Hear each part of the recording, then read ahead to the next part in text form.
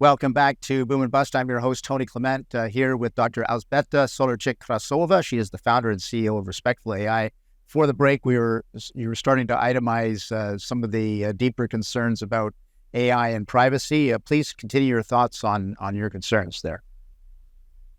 So imagine that you need to train a new robot, a robot that is a cook, a chef, and you put cameras everywhere. You monitor that person.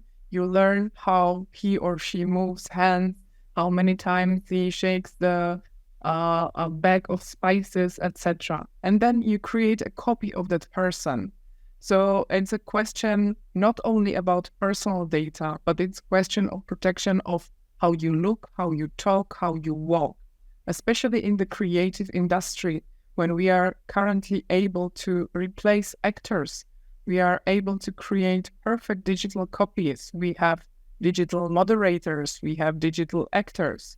So when it comes to AI, the question of privacy is not only that we are completely being surveilled over the internet and we have a loss of control over our personal data, but the other aspect is of making a digital copies of ourselves and actually using individual personalities for gain of another subject.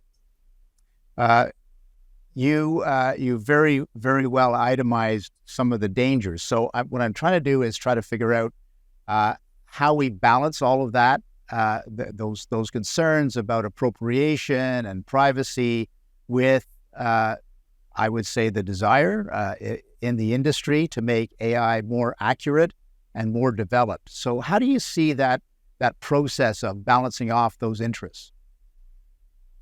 I would say we still need to respect autonomy of everyone, both the companies that want to innovate and the people who are source of the data. So primarily, I would say that the companies really need to find users who give a real consent, who are aware and who might see it as their mission to help improve artificial intelligence and are willing to share the data.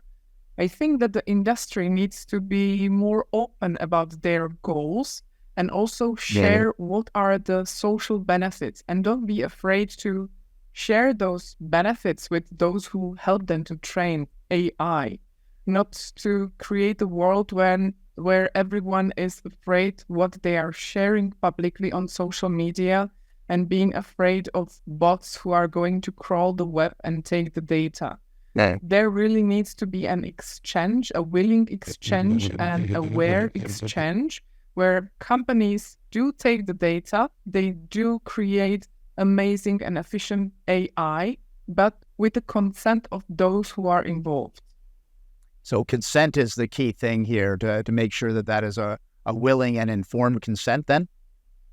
Yes, willing, informed, aware, really, you need to be aware of the consequences. And here, raising awareness in society is really crucial, because if people are giving consent, they need to know the long-term implication. It's not only I click, yes, I consent, and I can use your service for free. It's never for free, that's the first thing. But then, if you're giving consent, you really need to know what will happen with the data afterwards. Right. What are the potential risks for me? If I only click I consent, it's not really informed choice. So the companies should be really open and build trust with the users. If I'm a company and want to really gain trust of my users, I offer them AI solution, then I really need to tell them, why do I develop it? How do I develop it? What risks are involved and how do I mitigate them? So what do I do in advance to protect you as a user? And I think in that way, you build the trust and you create willing users and customers who share the data in a common goal of creating good AI solution. Is there anybody in the industry going down that path now of that kind of deep consent?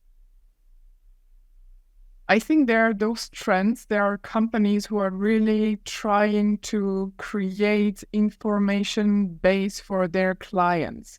The other problem is that the users are not used to read those those kind of documents and information. Right. Unfortunately, the wider societal problem is that we live in the age of information overload.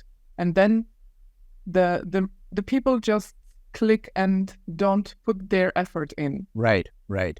We're going to take another brief break, Dr. Krausová, but a very interesting topic. We'll be back after these messages.